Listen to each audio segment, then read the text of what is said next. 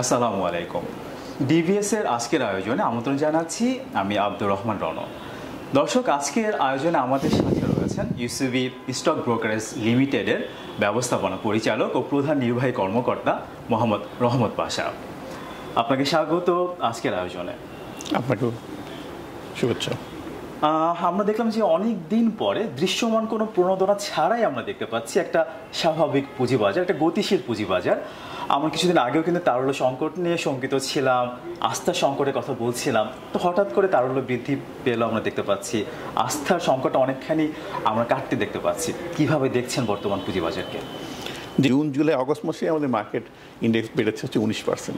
Because তো confidence, যেটা বলছেন কোনো রকম প্রণোদনা কোনো কিছু নাই, কোনো প্রণোদনা, আমি সেটাই বলতে যাচ্ছি। বাট ওই যে বিসেক এবং ডক্টর আনিসুজ্জামান স্যার যখন একসাথে কাজ করা শুরু করলেন লিডারশিপে, ডক্টর ইউনুসের গাইডেন্সে, তারপর থেকে কিন্তু মার্কেটে আমরা কিন্তু আগে যেটা দেখলাম যে 10% একটা শেয়ারের দাম বাড়লে আসলে ইনকোয়ারি চলে আসতো, তদন্ত কমিটি গঠন হতো। ইদানিং কিন্তু আমরা সেটা দেখতে পাচ্ছি না। তো অনেকে একটা অভিযোগ করে যে 2-3 বছর আগে মার্কেট এখন যেটা দেখছি এরকম হওয়ার কথা ছিল, কিন্তু অযাচিত কিছু হস্তক্ষেপের কারণে মার্কেট আসলে বাড়তে পারেনি, যেমন ফ্লোর প্রাইস ছিল অথবা ক্যাটাগরি কিছু ইস্যুস ছিল। তো আপনি আসলে কিভাবে দেখেন মার্কেটকে মার্কেটের মতো আসলে চলতে দেওয়া উচিত কিনা? অবশ্যই যেটা বললেন যে ইন্টারভেনশন যেটা ছিল আর কি, ইনস্ট্যান্টলি ফোন করা, মানে আমি তো এমন কোনো দিন নাই যেদিন ফোন পেতাম না, যেহেতু আমরা সবচেয়ে বড় ব্রোকারেজ হাউস, আমি শিওর বড়দের সবাই এক নম্বর হাউস। হ্যাঁ, আমি রাত্রে 10টা থেকে পাওয়া শুরু করতাম যে আগামীকালের জন্য, এবং সকাল হওয়ার আগে থেকে আর কি। তো সেগুলো একদম হ্যাঁ, এই নতুন বিসেক চেয়ারম্যান প্রথম মিটিং উনি বলেছেন এটা হবে না, আজকে পর্যন্ত আমি একটা ফোন কল পাইনি। ভালো একটা বড় একটা মেসেজ মার্কেটের জন্য। সো মার্কেটের মধ্যে যেটা বললেন চলার পক্ষে ওনারা যেভাবে মেসেজ দিয়েছেন সেটাই কিন্তু হচ্ছে, এবং আমরা এটা পাচ্ছি এবং বিনিয়োগকারী এই সুফলটা পাচ্ছি। এটা আস্থার একটা বড় জায়গা হবে। একটু সবচেয়ে বড় ইস্যু এখন যেটা প্রস্তাবিত মার্জিন রুল, অনেকে বলছে এটা নিয়ে কিছুটা দ্বিধাদ্বন্দ্ব, অনেক কিছু কাজ করছে, এবং এই জন্যই নাকি এই সময়ে নন মার্জিন শেয়ারগুলো বাড়ছে। আপনি কিভাবে দেখেন, অথবা বিশ্লেষণটা কেমন হবে? এটা আমরা কয়েকবারই ডিবিএর লিডারশিপে আমরা কয়েকবারই এটা নিয়ে বসেছি, আমাদের রিকমেন্ডেশন গতকালকে ফাইনাল রিকমেন্ডেশনটা পাঠিয়েছে আমার এখান থেকে, আমি কমিটিতেও কাজ করেছি।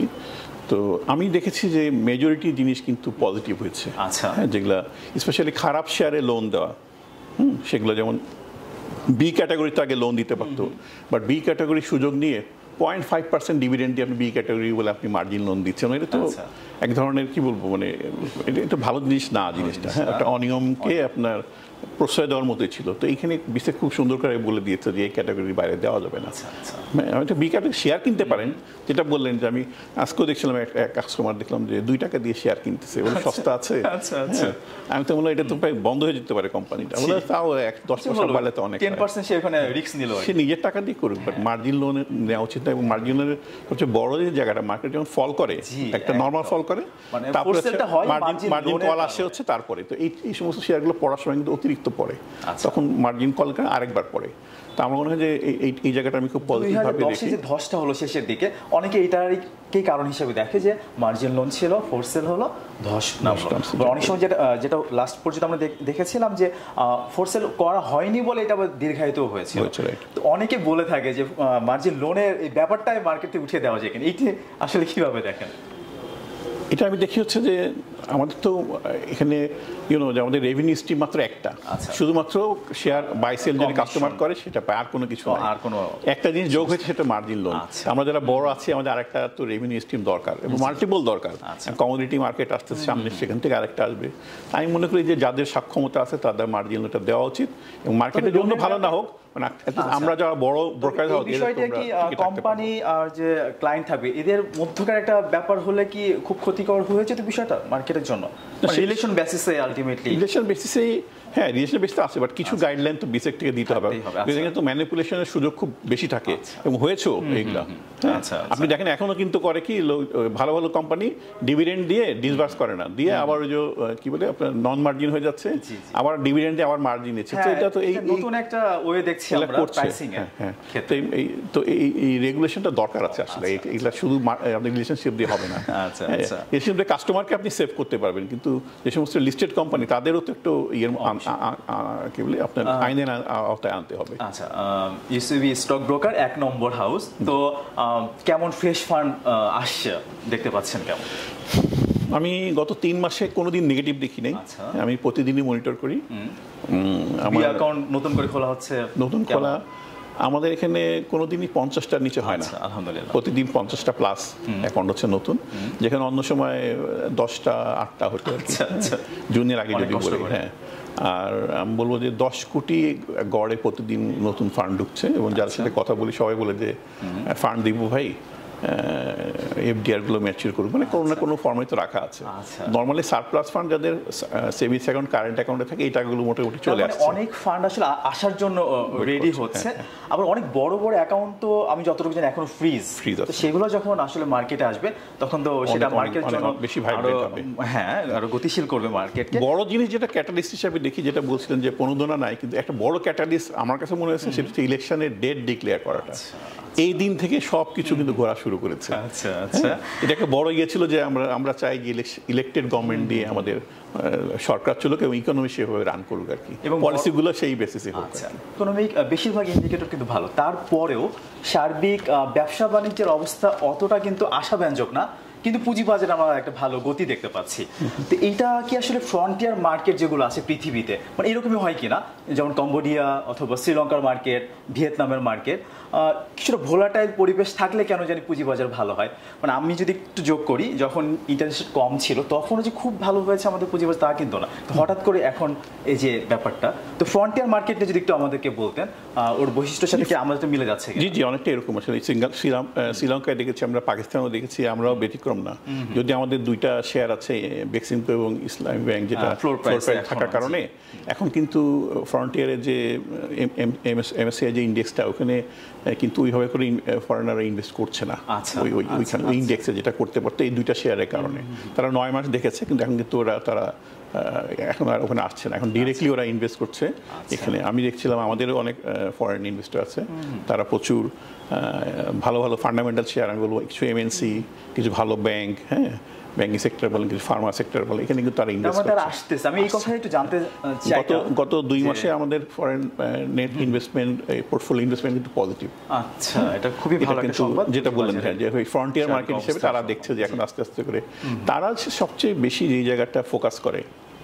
অন্য জিনিস আমরা যেগুলো বুঝি যে কোনটা ভালো হবে, কোনটা ভালো আর্নিং হবে, ব্যবসা হলে, এগুলো আমরা যেরকম বুঝি ওরাও বুঝে। এর বাইরে যেটা আমরা ক্যালকুলেট করি না, ওরা ক্যালকুলেট করে একটা জিনিস, সেটা হচ্ছে ফরেন কারেন্সি স্টেবিলিটি। আচ্ছা, এটা খুব ইম্পর্টেন্ট। রাইট, 122 লেভেলে আছে, এবং এখন কিন্তু বাংলাদেশ ব্যাংক প্রতিনিয়ত ডলার কিনছে, মানে এটা আপনার সাপ্লাই কিন্তু বেশি ডিমান্ডের চেয়ে। সো এটা খুব পজিটিভলি ওরা দেখছে যে ইয়েস, এখানে অত বেশি ভোলাটিলিটি নাই। সো এফএক্স ভোলাটিলিটির কারণে ফরেন ইনভেস্টর কিন্তু আসা শুরু করেছে। আমাদের রিসার্চের সাথে আমি কথা বলছিলাম, আরও অনেক আমাদের চলছে, ডিসকাশন চলছে, অনেক শেয়ার নিয়ে তারা জানতে চাচ্ছে, বোঝা যাচ্ছে তারা কিন্তু আস্তে আস্তে বাড়াবে, আগ্রহী বোঝা যাচ্ছে। আমি একটু জানতে চাইবো যে বেশ কয়েক বছর ধরে আপনার হাত ধরেই ইউসুফ স্টক ব্রোকার নাম্বার 1 কিভাবে সম্ভব হলো? যেটা হয় বড় কোম্পানিগুলোর সবচেয়ে কাজ করার যে জায়গাটা হচ্ছে স্ট্র্যাটেজি, কৌশল আর কি। সো কৌশলটা বড় কোম্পানির ব্রোকারেজ অনেক কিন্তু আছে আমাদের মার্কেটে, ডিফারেন্ট কৌশল চলে আর কি। আমরা লঙ্কা বাংলা দেখেছি দীর্ঘদিন তারা নাম্বার 1 ছিল, তাদের একটা কৌশল ছিল। তা আমি আসার পরে আমাদের কৌশলটা একটু ডিফারেন্ট করেছি, যে যেহেতু একটা পিপল বেস, আমাদের বিজনেসটা হচ্ছে আপনার পিপলরা ভালো করতে পারে, এক্স্যাক্টলি তাদেরকে ভালো সার্ভিস দিয়ে, ভালো কমিটমেন্ট দিতে পারে, ভালো শেয়ার যদি আমরা আমাদের রিসার্চ থেকে যদি বলতে পারে কোন শেয়ারগুলো তারা রিকমেন্ড করে ভালো ভালো, সেগুলো যদি তাদেরকে দিতে পারে, সেটা একটা হয়। আর সেকেন্ড থিং, যেটা মেইন রিজন ছিল, আমরা স্ট্র্যাটেজিটা তখনই ঠিক করি যখন মার্কেট খারাপ থাকে, দুর্বল অবস্থায়। সেই সময় স্ট্র্যাটেজি নেই যে আমরা এখন লোক গুছাবো, লোকগুলোকে রিব্যালেন্সিং করে ভালো করে ভালো মতো আর কি রিস্ট্রাকচারিংটা আমরা করি হচ্ছে মার্কেট খারাপ অবস্থায়, খারাপ থাকে। হ্যাঁ, সোদের ভালো অবস্থায় কিন্তু কোনো লোক পাওয়া যায় না, তারা আসতে চায় না, ওখানে ভালো করছে সবকিছু। আমরা ওই যতবারই মার্কেট খারাপ হচ্ছে ততবারই আমরা আমাদের পিপল ম্যানেজমেন্টের এই রিস্ট্রাকচারিং করে। কিন্তু আমাদের কি সাধারণ বিনিয়োগকারীরা দাম বাড়লে সেই শেয়ারটা কিন্তু আগ্রহী হয় অথবা মার্কেটে আসে, এরকম কিছু ক্ষেত্রে আমরা দেখতে পাই আসলে। তো এটা আসলে ব্যাড স্ট্র্যাটেজি আসলে। হ্যাঁ, মানে মার্কেট আন্ডার ভ্যালু যখন থাকে তখনই মার্কেটে চিন্তা করা। আমি এভাবে চিন্তা করি, আপনি রানিং ট্রেনে উঠলে বেশিক্ষণ ওয়েট করতে হবে না, তাড়াতাড়ি, কিন্তু ঝুঁকি তো বেশি থাকে, ঝুঁকি বেশি থাকে। আর ছোট্ট একটা যেটা নিয়ে একটু আলোচনা হচ্ছে, ডিলিস্টিং কিভাবে দেখছেন, বাইরের দেশে প্র্যাকটিসটা ছোট করে একটু বলেন আমাদেরকে। ডিলিস্টিং এর প্র্যাকটিস নর্মাল জিনিস যে আপনি পারফর্ম করতে পারছেন, আপনি রেগুলেশন যদি আপনি সবগুলো মিট না করতে পারেন অবশ্যই ডিলিস্টেড হয়ে যাবে সেখানে। সেটা বাইরের দেশে খুব এফেক্টিভলি করে, আমরা একটু ধীর গতিতে করি। ইয়েস, আপনার ইয়েরা তো ক্ষতিগ্রস্ত হবে বিনিয়োগকারীরা, তাদেরকেও তো ফাইন্যান্সিয়াল লিটারেসি যেটা বিসেক অনেকদিন ধরে কাজ করছে, এটা আমাদেরও দায়িত্ব আছে ব্রোকারেজ হিসাবে এখানে যারা ফাইন্যান্সিয়াল লিটারেট করতে পারি লোকজনকে, যে আগে থেকে তারা যেন এই সমস্ত শেয়ার থেকে বার হয়ে আসে।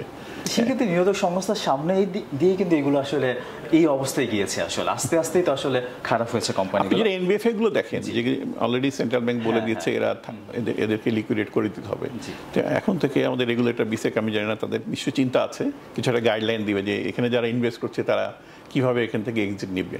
হ্যাঁ, আমানতকারীরা তো টাকা ফেরত পাবে, কিন্তু বিনিয়োগকারীদের কি হবে, হ্যাঁ সেটা তো একটা গাইডলাইন থাকা উচিত। একটা ভালো গাইডলাইন আসবে সে প্রত্যাশা আমরা করছি। আপনাকে অনেক ধন্যবাদ আমাদেরকে সময়। আপনাকে এবং আপনার মাধ্যমে আমার ইটিভি সকল দর্শককে ধন্যবাদ।